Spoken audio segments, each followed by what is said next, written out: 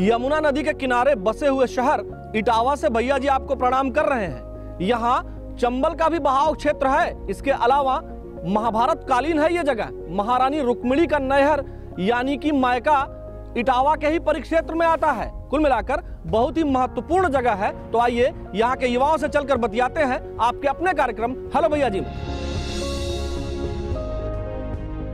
भैया जी इस समय इटावा में हैं और इटावा में एक बहुत ही महत्वपूर्ण स्थान पर हैं, सुमेर सिंह के किले पर। यहाँ तमाम टूरिस्ट आते हैं, तमाम लोग आते हैं, फोटो वगैरह भी खींचते हैं, सेल्फी लेते हैं और इंजॉय भी करते हैं।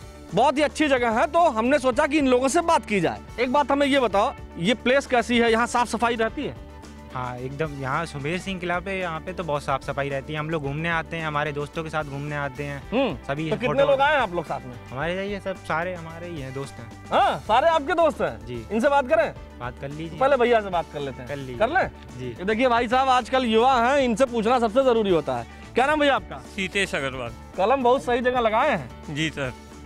पॉकेट नहीं थी इसलिए यहाँ लगा दिया। मतलब लिखने पढ़ने का काम करते हैं? नहीं, व्यापार है अपना। अच्छा ये एक बात ये बताइए, कोरोना के टाइम पे वैक्सीनेशन वगैरह जो हो रहा है, वैक्सीन उपलब्ध रही? जी, सारी डोज अवेलेबल रही हमेशा इटावा में, किसी चीज़ की कोई कमी नहीं रही वैक्सीनेशन में। अच्छा, अगर हम बात करें योगी सरकार की इटावा के विकास के लिए और इटावा में तमाम जो मेडिकल सुविधा है, कोरोना के टाइम पे यहाँ लोगों को दवाई वगैरह मिली? जी बिल्कुल प्रॉपर। सारी पब्लिक ने भी बहुत सहयोग किया। इटावा के जो संस्थाएं हैं उन्होंने भी काफ़ी मदद की है लोगों की। अच्छा एक बात हमें आप ये बताओ कि यहाँ पे इटावा में आप क्या परिवर्तन देखते हैं? क्राइम कंट्रोल योगी सरकार ने किया है, नहीं किया है? क्राइम कंट्रोल तो बहुत ज़्यादा है इटावा में भी और प्रदेश में भी। जितने भी इनलीगल काम हो रहे थे वो अपनी जान बचाते हुए फिर रहे हैं इस टाइम। हाँ जी। एक बात ये बताओ, स्कूल कॉलेज में आप पढ़ते हैं, हाँ। लड़कियों की सुरक्षा कैसी है इस सरकार में? इस सरकार में तो हर किसी की है सर। और लूट जो होती रहती थी, आज ये हो रहा, रेप वहाँ हो गया, ये हो गया, ये तो सारी चीज़ें बंद हैं। लूट पाट होना, चोरी चपाटी, ये चीज़ें तो बंद हैं सरकार में। ये बताओ, ऑनलाइन पढ़ाई से कोरोना के दौरान फायदा हुआ? फायदा हुआ है क्योंकि जो एकदम बंद हो गई थी तो उससे पढ़ाई चालू रही है। हाँ। और एकदम बंद नहीं हुई है। ऑनलाइन में सब अच्छे से पढ़ रहे थे घर पे बैठे बैठे, तो कोरोना का कुछ डर नहीं था। देखिए ये बहुत अच्छे बच्चे हैं और लगातार ये पढ़ाई करते हैं, मेहनत करते हैं। और ये ऑनलाइन वीडियो पर जब पढ़ाई इनकी कराई जाती थी ऑनलाइन, तो ये म्यूट नहीं करते थे। ये अच्छी बात है। बच्चे पढ़ने में इंटरेस्ट लेंगे तो उत्तर प्रदेश भी आगे बढ़ेगा, इटावा भी आगे बढ़ेगा। भैया जी यहाँ इटावा में हैं और इटावा में ऐसी जगह पर हैं जहाँ प्लास्टिक के बोरे बनाने का काम किया जाता है, उनको प्रिंट करने का काम किया जाता है। और ये काम एक युवा उद्यमी कर रहे हैं जो काफी मेहनत से अपने यहाँ रोजगार भी जनरेट कर रहे हैं। राहुल यादव जी हमारे साथ हैं। इनके बारे में हमने सुना तो हमने सोचा कि हम राहुल से चल के मिलते हैं। राहुल जी, सबसे पहले तो आपके इस काम को हम बहुत पसंद कर रहे हैं और आपको नमस्कार कर रहे हैं। नमस्कार। अच्छा राहुल जी, हमें ये बताइए कि कैसे आपने इस काम की शुरुआत की? क्योंकि मैं ग्रेजुएशन कर चुका था। ग्रेजुएशन के बाद यहाँ देखा मैंने कि किसी के पास कोई काम नहीं था, बहुत युवा बेरोजगार घूम रहा था यहाँ। तो मैंने इसमें जानकारी ली थोड़ा DIC से, और DIC गया, मैंने DIC से जानकारी ली। वहाँ पता लगा कि PMEGP वगैरह में सब्सिडी वगैरह मिल जाती है। तो मैंने वहाँ जानकारी जब ली तो मुझे यहाँ लगा कि ये जो काम था वो यहाँ पूरे इटावा में कहीं नहीं था जी। कोई बाहर से लेके आता था, आगरा से लेके आता था, कोई कानपुर से लेके आ रहा, कोई दिल्ली से लेके आ रहा, मगर यहाँ किसी के पास ऐसा काम नहीं था। तो मैंने इसकी जानकारी ली, बाहर से भी पता किया, थोड़ा उसमें और विशेष जानकारी ली, तो मुझे यहाँ काम लगाना ये उचित लगा। अच्छा राहुल, एक बात हम और आपसे जानना चाहेंगे। जैसे आप जब ये शुरू कर रहे थे तो लोग इसके बारे में क्या चर्चा कर रहे थे कि सफल होगा नहीं होगा, इसकी भी चर्चा? काफ़ी लोग ये कह रहे थे कि हो सकता है कि आप हर चीज़ को बाहर से लेके आएंगे, यहाँ पे सफल हो पाएगी या नहीं हो पाएगी। मैंने कहा करने का प्रयास करते हैं। हाँ। DIC से मुझे काफ़ी सपोर्ट मिला, उन्होंने कहा कि आप कीजिए, पूरा सपोर्ट रहेगा। और अच्छा। फिर मैंने कोशिश की, मैं आज मुकाम पे हूँ, सफल हुआ हूँ। पहले और आपकी तुलना अगर पिछली सरकार और इस सरकार की करें तो क्या कहेंगे? नहीं तो क्राइम तो कम हुआ है, पिछली सरकार से कुछ कम क्राइम कम है। अच्छा। हाँ। तो मतलब इटावा में भी क्राइम था पहली सरकार? हाँ, पहले इटावा में क्राइम तो था ही। हाँ। और अब पहले की अपेक्षा कुछ डाउन है और कुछ कम भी है। हाँ। अच्छा, रोजगार के अवसर एक तो आप खुद अपने लिए पैदा कर सकते हैं स्वरोजगार करके, वहीं आप दूसरों को भी रोजगार दे सकते हैं, ऐसा राहुल जी का कहना है। वाकई में इनकी सोच काफी दमदार है।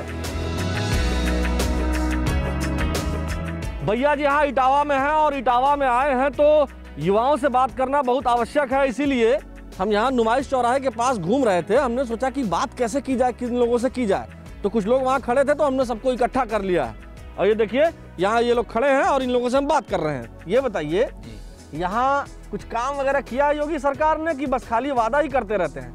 काफ़ी कुछ काम यहाँ हुआ है। सबसे पहला जो काम हुआ है तो जो गुंडई थी वो समाप्त हुई है।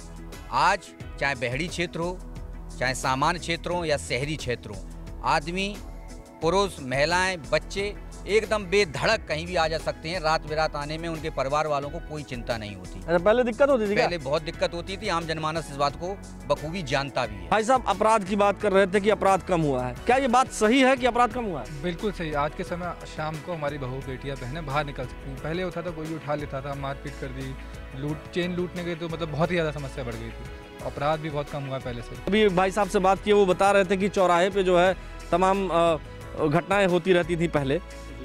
आपका क्या मानना है, ऐसा होता था और अब ऐसा होता है कि नहीं होता है? बिल्कुल। मेरा गांव यहाँ से करीब 10-12 किलोमीटर पड़ता है और मैंने अपनी आंखों से देखा है, इतनी गुंडाई होती थी। अब क्या माहौल है? अब जो है बिल्कुल जो है सब शांति है हर जगह। मौजूदा सरकार में क्या लगता है आपको, कुछ काम वगैरह हुआ है कि नहीं? मौजूदा सरकार ने इतनी सारी योजनाएं चलाई हैं, अगर ग्रामीण अंचल, गरीब मजदूर तबके के जितने लोग हैं उस पर सही से फॉलो कर जाएं तो मुझे लगता है इससे अच्छी सरकार ना कभी आई और ना कभी आएगी। बहुत शानदार सरकार है।